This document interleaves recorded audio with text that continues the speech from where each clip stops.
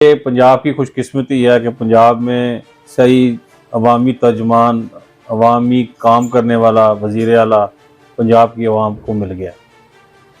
چوئی صاحب کا سابقہ دور دیکھیں تو چوئی صاحب نے اپنے سابقہ دور میں بھی بڑے اچھے عوامی کام کیے ہیں، اور جب سے چوئی صاحب سی ایم بنے ہیں تب سے لے کے اب تک بھی چوئی صاحب نے جتنے بھی فیصلے لیے ہیں وہ عوامی لیے ہیں۔ تاجروں کے لیے ٹائم کی بندش کو ختم کر دیا، کھل کر کاروبار کریں آپ کو۔ میڈیسن آپ ٹوٹل ٹراما سینٹرز میں ایمرجنسی میں ٹوٹل میڈیسن فری کر دی۔ اسی طرح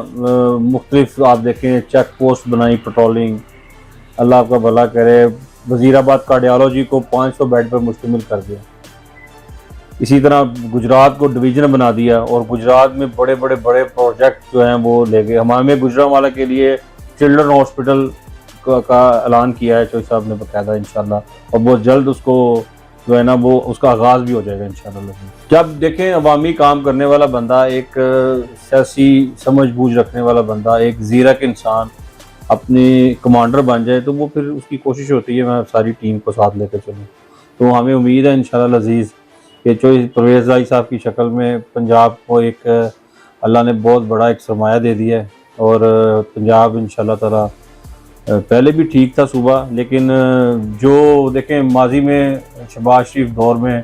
پنجاب میں ہوا، آشیانہ اسکیمیں بنی، فلاپ ہو گئیں، سستی روٹی آئی، فلاپ ہو گئی، اس میں کسی غریب عوام کے لیے کچھ نہیں ملا۔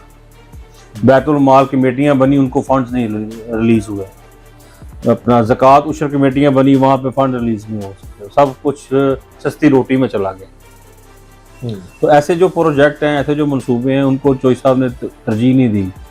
چوئی صاحب نے ان کو ترجیح دی ہے جس سے غریب عوام کو فائدہ حاصل ہو۔ آج 1122 جہاں سے گزرتی ہے لوگ چوئی پرویز رائی کو دعائیں دیتے ہیں۔ دیکھیں یہ جو پیٹرولنگ چیک پوسٹ بنی، پہلے آپ 7-8 بجے کے بعد کسی گاؤں میں نہیں تھے جا سکتے،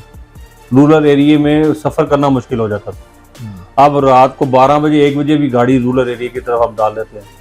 کوئی پرابلم نہیں ہوتی، چیک پوسٹ گشت کر رہی ہے۔ دیکھیں ہر جو ضلع ہوتا ہے نا جی، وہ اس پہ جو موجودہ امیدوار ہوتے ہیں یا جو موجودہ لوگ ہوتے ہیں، جو سیاستدان وہاں ہوتے ہیں، ٹکٹ ہولڈر ہوتے ہیں، یہ تو ان کو چاہیے نا کہ وہ بات کو کس حد تک اوپر اپنی ہائی کمان تک لے کے جاتے ہیں۔ چوئی صاحب بے شک نو ڈاؤٹ کہ وہ اسپیکر پنجاب اسمبلی تھے، لیکن جب اسپیکر پنجاب اسمبلی کے ناطے جو ان کی ذمہ داریاں تھیں، انہوں نے اپنی آواز کو پوری طرح بلند رکھا ہے۔ اور یہاں دیکھیں آج اگر پنجاب کی جو صورتحال ہے، اگر عمران خان صاحب یہی چودھری پرویز رائی صاحب کے اعتماد کا اظہار 4 سال پہلے کر دیتے تو آج پنجاب یہ نہ ہوتا، اور یہ وہ بھی ایکسیپٹ کرتے ہیں، آج پی ٹی آئی بھی ایکسیپٹ کرتی ہے۔ لیکن نا مونس لائی صاحب نے سٹینڈ لیا، مونس لائی صاحب نے اپنی وفا نبھائی، مونس لائی صاحب نے عمران خان صاحب کے ساتھ زبان دی اور انہوں نے اپنی وفا نبھائی، حالانکہ کتنا پریشر تھا، فیملی کا بھی سب کچھ تھا، لیکن یہ شاید عمران خان صاحب کو پہلے یہ توقعات نہیں تھی شاید، لیکن پنجاب میں اگر میاں برادران کا کوئی مقابلہ کر سکتا ہے تو وہ صرف چودھری پرویز رائی اقتدار ہی کر سکتا ہے۔ دیکھیں یہ سیاست ہے، سیاست میں ہر ایک اپنا سوچ، اپنے نظریات ہوتے ہیں۔ اب آپ نے میرے والد صاحب کا ذکر کیا، میرے والد صاحب نون لیگ کے ساتھ چل رہے ہیں،